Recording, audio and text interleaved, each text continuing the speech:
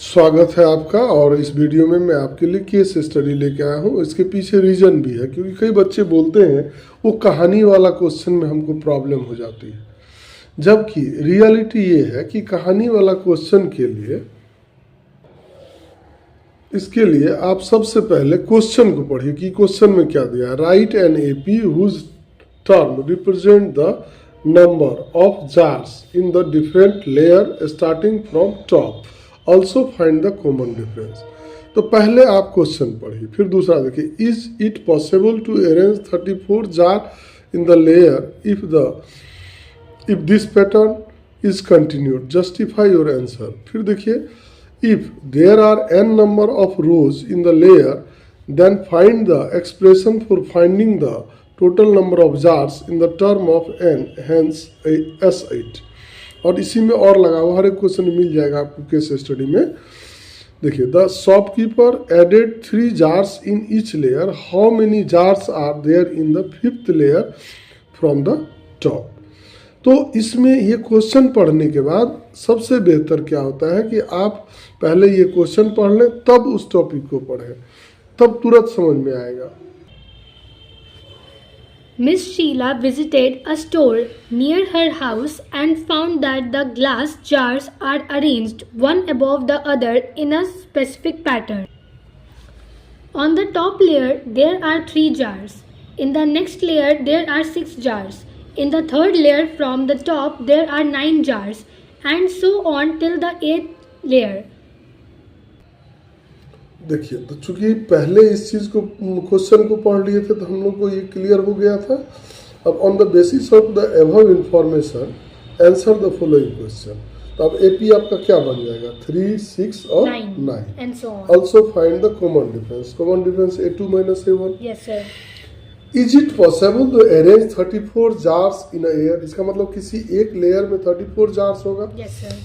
If this pattern is continued, यदि इस pattern को 3, 6, 9 करके रखती जाए तो जस्टिफाई योर आंसर। आप an निकाल रहे हैं, देखिए an यहाँ आ रहा है 11.3, इसलिए आपका जवाब हो जाएगा नो। अब कह रहा है if there are n number of row, यहाँ क्वेश्चन में बात किया 8 रो। अब यहाँ कह रहा है if there are n number of row in the layer, then find the expression for the finding the total number of jars in the term of n। तो माय डियर Sn निकालना होगा। देखिए, Sn निकाल करके ये देखिए, ये आ गया आपका 3n² प्लस 3n/2। अब इसमें कह रहा है हैंस फाइंड S8। ये देखिए S8 निकाले हम। Yes sir. इसी में बैठा दिए n के प्लेस पर 8 का स्क्वायर, और 3 × 8 192 - 24/2 168/2 84। Yes sir. 84 आ गया। अब देखिए इसमें और लगा हुआ है, तो आपको ये दोनों में से कोई एक बनाना है, A या B। आप लिख दीजिए 3 का B, तो समझ जाएंगे teacher. The shopkeeper added 3 jar in each layer. अब प्रत्येक लेयर में 3 जार जोड़ रहा है। तो पहला लेयर में 6 3 था तो 6 हो गया। Yes, अब ये 9 हो गया, अब ये 12 हो गया। How many jars are there in the 5th layer from the top? यानी ऊपर से ही जार किया था, तो A5 निकालना है। A5 क्या आ गया? A + 4D, A6 + 4 × 3, देखिए 18 आ गया आपका। अब एक क्वेश्चन और देख लीजिए आप, उसमें भी वही सिस्टम लगाइएगा कि क्वेश्चन का पहले जो छोटा छोटा बात दिया हो अब वो प्रूफ करना। यहाँ देखिए 2 ट्रायंगल दिया हुआ है, और आपको पहले कह रहा so that DPQ similar DEF, और ये देखिए ये PQ पैरेलल EF दिया हुआ आपको। Yes sir.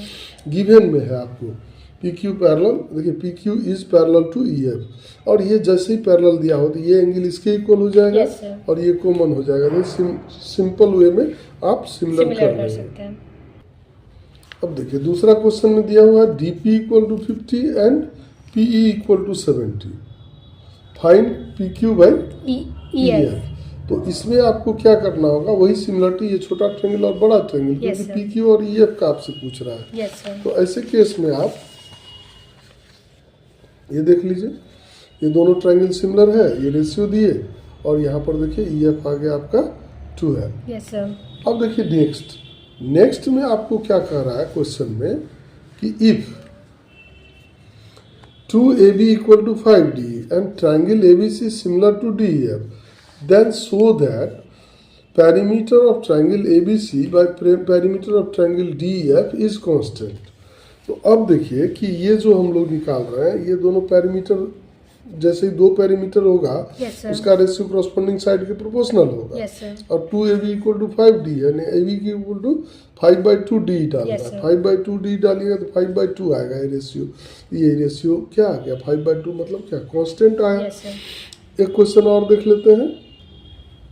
अब देखिए इसी में और जो लगा हुआ 3 नंबर में, if am and dn are median of triangle ABC, तब तो कंप्लीट 100% क्वेश्चन ही रॉन्ग हो जाएगा। Two similar triangle ABC and DF respectively, then prove that triangle ABM similar triangle DN. बहुत अच्छा क्वेश्चन है। अब देखिए इस दोनों ट्रायंगल को सिमिलर करने से पहले हम क्या लिख रहे हैं, ट्रायंगल एबीसी और डीएफ मेरा सिमिलर है तो AB/D equal to BC by EF। लेकिन BC और EF को हमने हाफ कर दिया क्योंकि हमारे जो ABM है Yes, उसमें हमको पूरा BC नहीं चाहिए, BM चाहिए, Yes, half sir. Of the BC। BC. और उसी तरीके से हाफ ऑफ द EF चाहिए, इसीलिए हमने क्या किया दोनों को हाफ कर दिया। तो अब आ गया AB/D इक्वल टू BM/EF और angle B equal to angle E, इसलिए कि ट्रायंगल ABC और ट्रायंगल DEF क्या है सिमिलर है। Yes, sir. तो अब देखिए AA सिमिलरिटी से SAS से दोनों क्या हो गया सिमिलर हो गया। यहाँ से आप निकाल भी सकते हैं AB/D इक्वल टू AM/DN भी निकाल सकते हैं। चलिए एक और केस बेस्ड स्टडी ले लेते हैं। यहाँ देखिए calculate the slant height of the conical part on silo, पहले बिना मन का पढ़ लेना है, एकदम मन नहीं लगेगा पढ़ने में।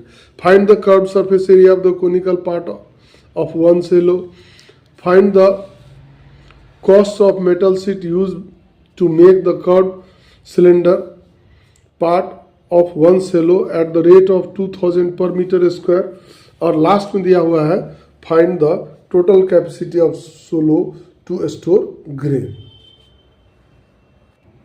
अब देखिए सबसे पहले हम लोग क्या करते हैं एल निकाल लेते हैं, सैलेंट हाइट। ये देखिए ये फिगर बना हुआ 2 मीटर है, ये रेडियस 1.5 है। देखिए सैलेंट हाइट निकाल लिए जो पहला क्वेश्चन था। उसके बाद था CSA ऑफ कोन, तो CSA ऑफ कोन निकाल दिए। अब कह रहा CSA of the cylinder 2πRH, CSA of cylinder का निकाल दिए, देखिए 66 मीटर। और कॉस्ट ऑफ शीट उसको 2000 से मल्टीप्लाई कर देंगे, ये आ गया। Yes, sir. नेक्स्ट जो उसी में और लगा हुआ है उसमें क्या पूछ रहा है कैपेसिटी। कैपेसिटी में क्या करिएगा वॉल्यूम ऑफ कोन और volume of cylinder, H1 H2 अलग अलग रखिएगा, ये कॉमन ले लीजिएगा। चलिए एक और मार्वेलस केस स्टडी देख लेते हैं। Find the slant height of the sharpened part, find the curve surface area of sharpened part in term of pi, pi के टर्म में कह रहा है। Find the total surface area of pencil in term of pi, the pencil totally height decreases by 8.2 cm after sharpening it many times. What is the volume of cylindrical part of the shortened pencil in the term of pi? हर एक जगह ये term पाई के term में ही कह रहा है। अभी मैं ऐसे जनरल बनाता हूँ लेकिन आप एग्जाम में पाई ही यूज करेंगे। तो हम पहले क्वेश्चन पढ़ेंगे उसके बाद हम उसका हेडलाइन पढ़ेंगे। जरा अब हेडलाइन पढ़िए, समझ में आएगा काफी। Rinku was very happy to receive a fancy jumbo pencil from his best friend Rohan on his birthday. Pencil is a basic writing tool. When sharpened, its shape is a combination of cylinder and cone, as given in the picture. देखिए यहाँ तक जो पढ़े सब फालतू बात, एक ही काम का था आपका सिलेंडर और कोन। चलिए आगे पढ़िए। Cylindrical pencil with conical head is a common shape worldwide since ages. Commonly, pencils are made up of wood and plastics, but we should promote pencil made up of eco-friendly material. Many options available in the market these days to save environment.